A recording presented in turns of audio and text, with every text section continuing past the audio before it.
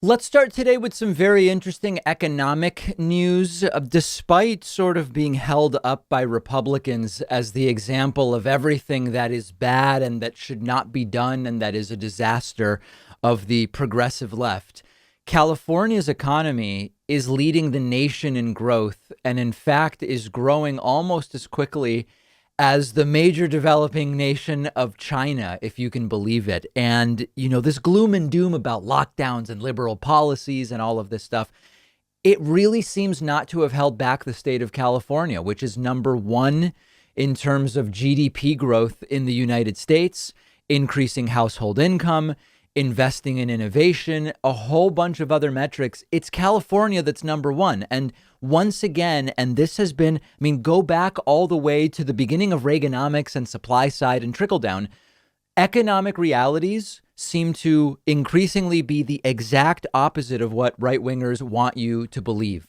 In terms of GDP growth, California has grown 22% since 2015. These are incredible numbers. California has grown on a percentage basis more than Germany, more than Japan, more than the United States overall, and almost as much as China. China, a developing nation that is experiencing a rapid economic growth, expanding middle class, etc. China has grown 29% since 2015. California has grown almost that amount. And in the midst of this, they're trying to recall Democratic Governor Gavin Newsom, and yet the state is growing almost as quickly as China. California added 1.3 million people to its non-farm payrolls since last April. Household income increased $164 billion, almost as much as Texas, Florida, and Pennsylvania combined. California's budget surplus. Yeah, it's a surplus. You wouldn't know this from listening to Fox News about California. The California surplus has grown to a record $75 billion.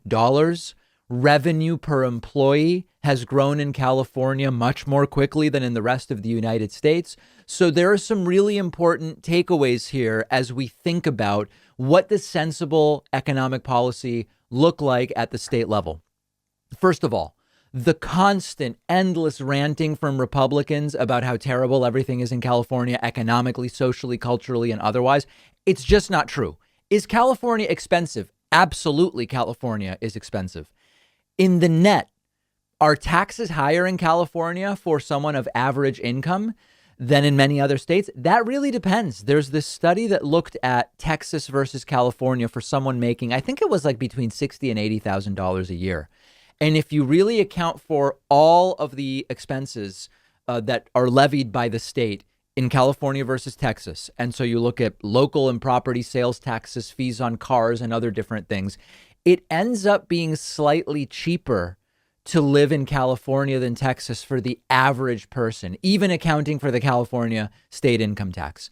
But the more important takeaway is, more recently, the COVID lockdowns, as they were called, which not that many people in California were even really abiding by. The right was saying COVID lockdowns are destroying California. They didn't destroy the state. California is doing really well. California is in the top states in terms of portion of its population vaccinated, which is sort of a logistical and infrastructure signal about California. So the bottom line is California is expensive, but it's expensive for a reason. And you would think that Republicans would understand this. The people who talk about the free market, the reason that California is expensive is there's really high demand and a lot of people want to live there. Why do things cost a lot? Sometimes things cost a lot because lots of people want to buy them. That's called the market. Now, that being said, California, like every state, still has many problems that many metro areas have. Because it's in demand, it prices out lots of people, including people who want to live there but can't afford to. That's a real issue. We can recognize it's expensive because people want to live there, and that is a market-based thing. But at the same time, a lot of people are getting priced out. That's a real issue. We still have huge inequality in both wealth and income. California is no exception to that.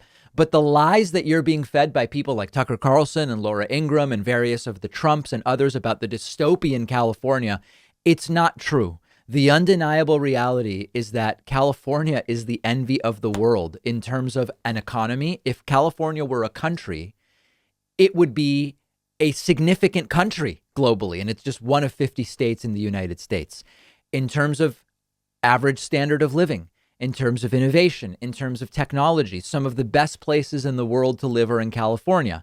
There aren't in West Virginia, right? I'm not attacking West Virginia or the people of West Virginia, but what I'm saying is there's a massive infrastructure difference between California and West Virginia. There is a massive education quality difference. There's a massive healthcare quality difference. Wages are significantly higher. And yeah, so all of that together makes California expensive and it makes West Virginia really cheap. It has to do with politics. It has to do with demand. And it's actually stunning that Republicans get away with trashing California when it's an obviously incredibly dynamic economy that in many ways is the envy of the world. California would be a globally successful country, and it's just one of 50 states. And in the midst of this, are they going to recall the governor, Gavin Newsom? I don't know. We will see, and we're going to follow it. But the doom and gloom about California, it is just not backed up by the numbers. And they don't, it's obviously a transparent political attack. There's no question about that. But the degree to which it's transparently bogus is only becoming more clear now as we start to get this data as we emerge from the pandemic. And they're not going to change their tune, but hopefully you now will know that the bogus attacks on California are just that. They're simply bogus. One of our sponsors, PureVPN, is giving you 47% off a 1-year plan, which comes out to less than $6 a month. PureVPN makes you anonymous online, and you can trust them. They're the only VPN with an always-on third-party audit, verifying that your internet activity is not being logged. PureVPN keeps you safe from hackers, prevents you from being spied on by your ISP, social media companies, government surveillance. It lets you stream shows and movies that aren't available in your country. PureVPN is super fast with over 6,500 servers, and you can use it on all of your devices with 10 devices logged in at the same time. You can try it for a week for just 99 cents, and you'll get 47% off a 1-year plan, which is less than $6 a month when you go to davidpakman.com/VPN.